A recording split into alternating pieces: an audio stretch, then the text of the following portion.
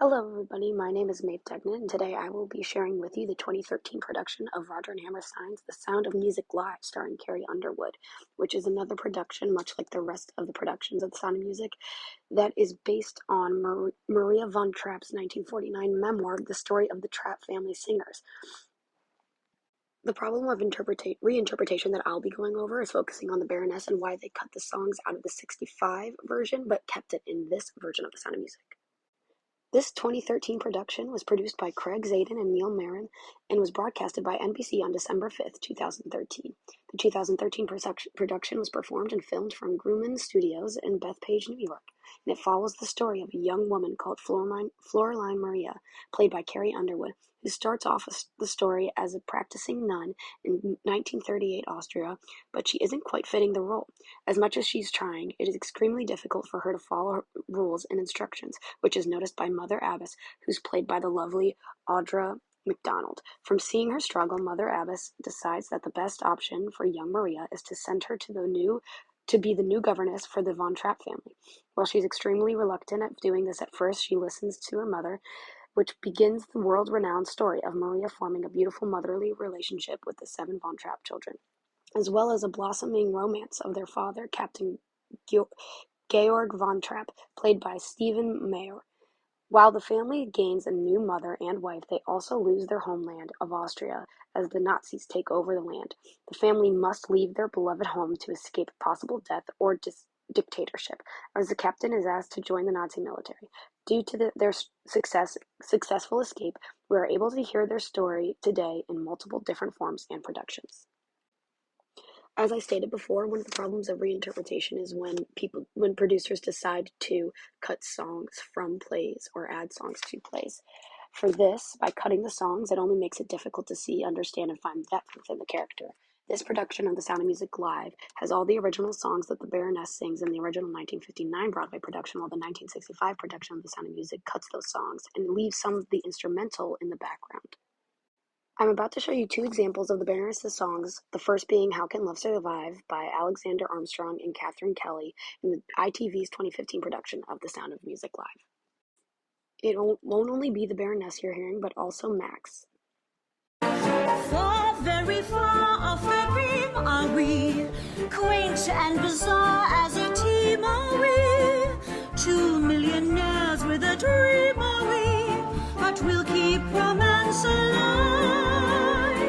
2 millionaires with a dream are we, we'll make our love survive.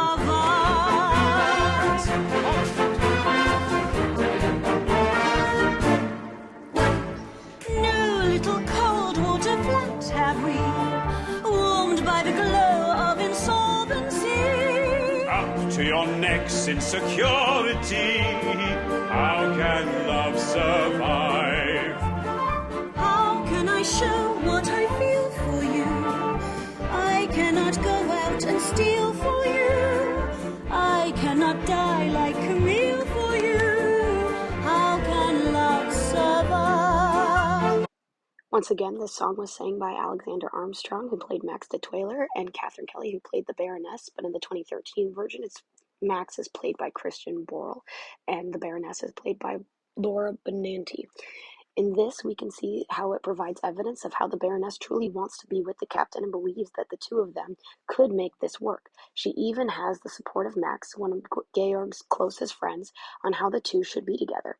From quotes like 2 millionaires with a dream are we, we're keeping romance alive, 2 millionaires with a dream are we, we'll make love survive, as well as how can I show what I feel for you, I cannot steal for you, I cannot die like Camille for you, how can love survive? We can see that she truly does care for the captain.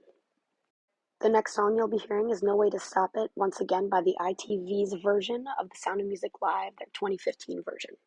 One thing's sure, nothing you can do can make any difference. Yes, so don't be so serious, darling. Just, take the world off your shoulders. Relax. You dear, attractive, dewy-eyed idealist.